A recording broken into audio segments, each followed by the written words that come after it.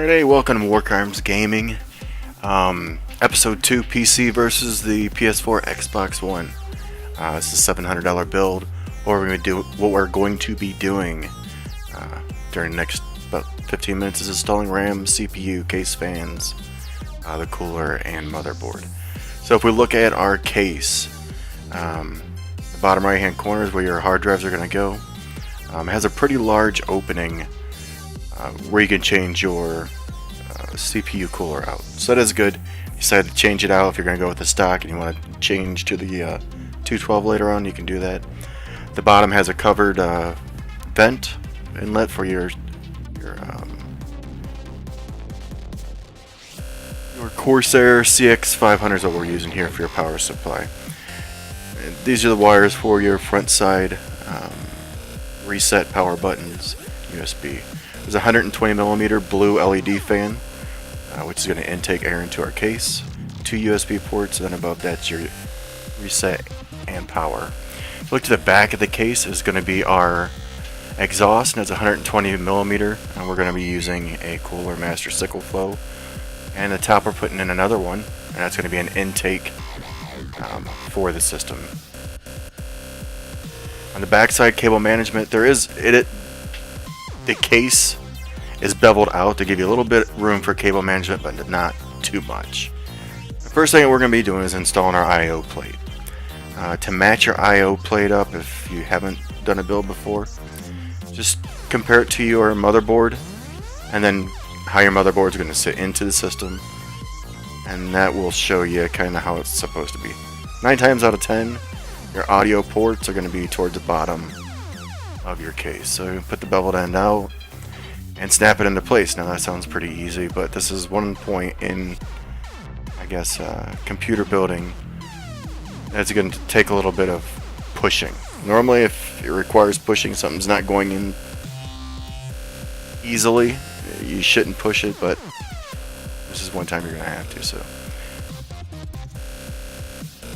once you push that into place, you're just going to basically go all the way down to the other side, pop the other side into place, and you should be good to go from that point. What we're going to put in next is our fans, because we don't want to install our motherboard because we're building it on the outside, then putting it in. So we're going to install our fans next. And like I said, we're using the Sickle Flow 120s. It's 200 RPM, or 2000 RPM. Now it's hard to see the air directions in the corner here. We're going to bring the air from the outside of the case into the case. This is when we're going to mount to the top. So we'll have arrows there, so if you ever get confused as to which direction air flows. And if you've never mounted these, basically it's going to be 4 screws. Mounts pretty easily.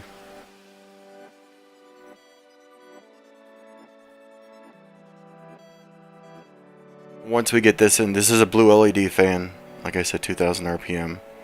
Sickle Flow 120, it's a Cooler Master. We're putting another one on the back side that you'll see here in a minute, and that's going to be our exhaust fan. So basically, it's going to bring air from the outside in, over our cooler, and then be exhausted by this fan here.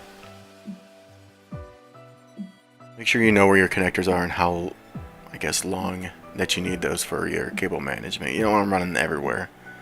So you just want to make sure that you know that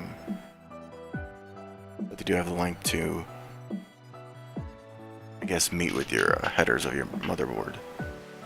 Now, like I said before, we're assembling our motherboard on the outside. So what we're going to be doing is, on our motherboard, we're going to put our RAM, our CPU, and our cooler together.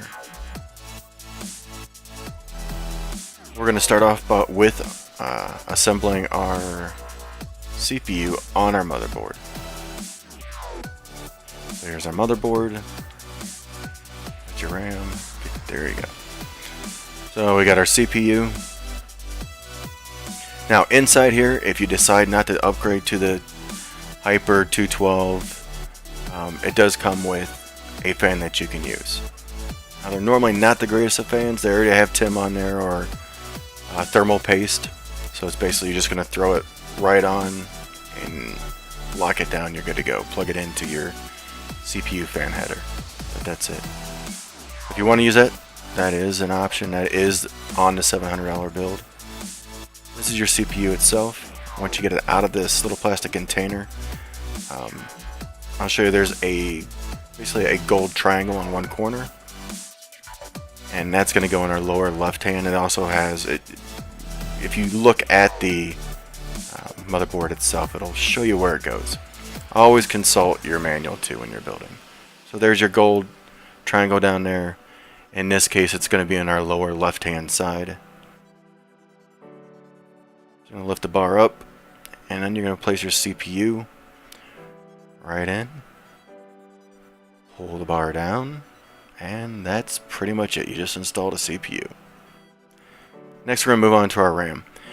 You can see here, these are labeled 1, 2, 3, and 4. We're going to use 1 and 2, which are the gray DIMMs, or the sockets for these. RAM is pretty simple to install. All you're going to do is slide it into place. Even pressure both sides, lock down until it clicks into place. These can only go in one way, so they're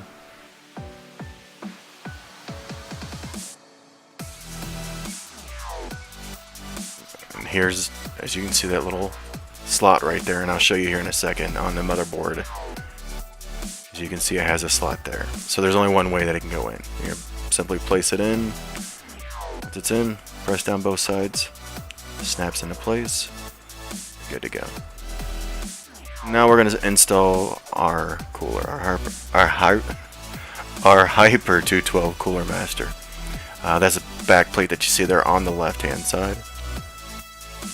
This is everything that you need. It comes with thermal paste and everything that you need to install it, whether you're installing it like we are on AMD, Intel, everything's there that you need. Probably one of the hardest things to do is install this back plate and flip it over. I'll show you here in a few minutes how I did that. But here's the cooler itself. It's basically has 8 copper tubes that run up through, and then the fan that's on there.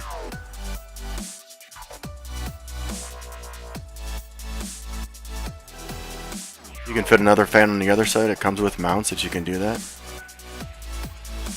So if you want it in a push-pull configuration, it's simple to do. Now, since we're using the AM2 socket, all you're going to do is pull up here on this and slide it into, like, there's like a little middle bracket, middle hole. And that's all you do. Pull up, slide them into place, make sure that they're stable where they need to go, and that's it for that.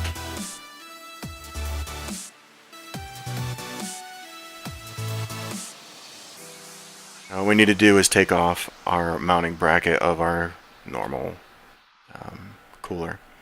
So you're going to do your 4 screws and take those off. Set those aside, make sure you take the back plate off the other one. I put the back plate down. Now what I would do is keep your hand under it, flip it over like I did there. There's 4 offsets that go on there. And on the back of those, you're going to put nuts. So you're going to put 4 nuts on the back of these. I use a star pad in nearly everything I do whenever I build. So that's one of the star patterns just left. If you install one, it's the opposite side, just like you did there.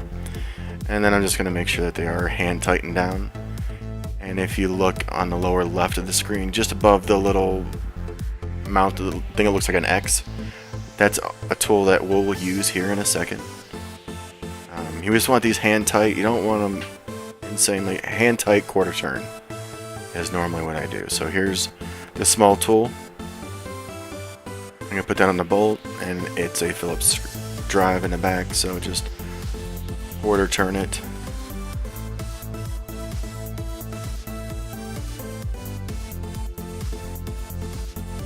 And once you have those quarter turned, you're good to go.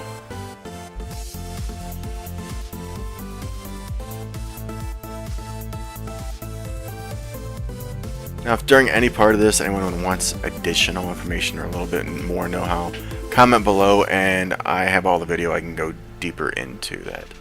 What we're going to put on next is our thermal paste. What I do, there's so many different ways to do this. This thermal paste is very thin. What I normally use is a lot thicker. So you want about a rice size, right in the very middle. I put a little bit on each side of, or in each corner of this CPU. But there are so many different ways to put thermal paste on. You don't want to put too much. Basically all thermal paste is it fills in and it's going to heat up and it's going to spread, and as we put the cooler on, it's basically going to spread that out, and that's going to fill in the gaps. You need to take off the fan here in order to get to your screws, but it's going to fill in the imperfections, I guess you can say, between the cooler and the CPU itself. With the AMD, it does take a little bit of pressure to get these down, and what I normally do is start off with 5 turns cross pattern. So I'm going to turn my screwdriver 5 times, go to the opposite side 5 times, opposite side 5 times, cross pattern. Keep doing this, and then I'll switch to 3 times. So do it 3 times. So basically what you're doing is you're pulling those two surfaces together and spreading that TIM out, or that thermal paste out, evenly. You're not having it go down on one side more than another. That's all you're doing at this point.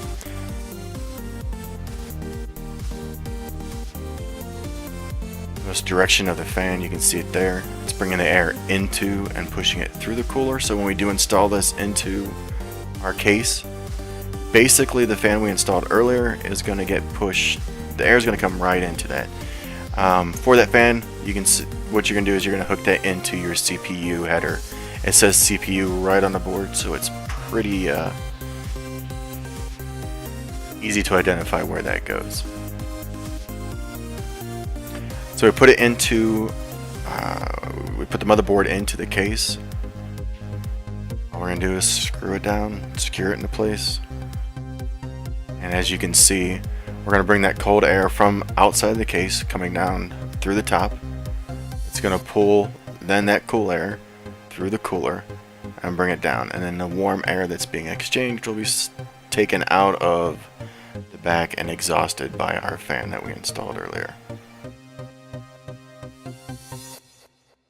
In next week's video you'll see this too. So basically we're just going to screw these down, not too tight. You just want them kind of hand tight, maybe a quarter turn. Alright, so kind of recap what we did this week. We installed the RAM, we installed the CPU, the case fans, the CPU cooler, and the motherboard. Make sure, if you could, subscribe to this so you don't miss any more. Next week what we're going to be doing in episode 3 is we're going to be installing our GPU, our graphics processor, our graphics card, our optical drive, our 1 terabyte hard drive, our 500 watt power supply, and then the wonderful cable management. We'll see how that all works out. But again, thanks for watching. If you haven't subscribed already or liked, I'd appreciate it if you would go ahead, click subscribe, like. If you want to visit us on Twitch, we normally Twitch on Fridays. And thanks again for watching.